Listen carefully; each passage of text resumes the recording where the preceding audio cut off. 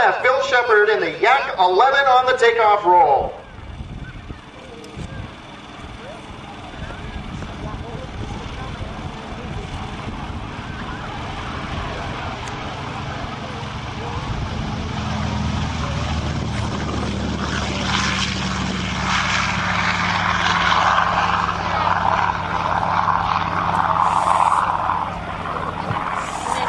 Did you like that sound?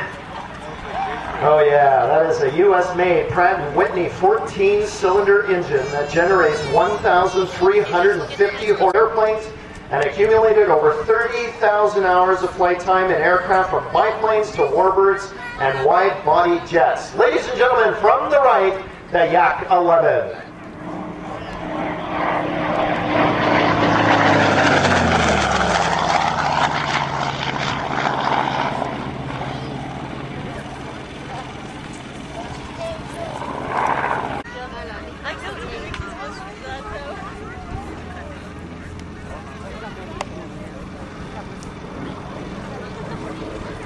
Okay, using that repositioning maneuver to get some altitude and trade it off for airspeed for his next maneuver. Oh, that engine sounds great as he pulls up into the sky, feeling that G-force pushing him into the cockpit as he continues over the top. Once again, feeling a little light in the straps as he goes inverted over the top of the maneuver and decides to choose a 45-degree downline, rolls the airplane a couple of times on the downline.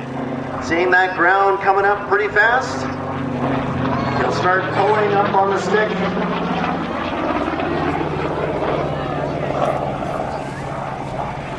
And hits the vertical one more time.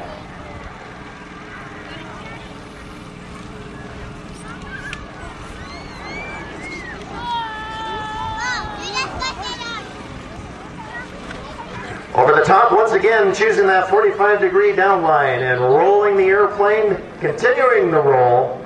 Now, if the wind hadn't blown the smoke away, you'd see a great big figure 8 lying on its side. We call that the Cuban 8, a maneuver that was actually discovered quite by accident. I believe a pilot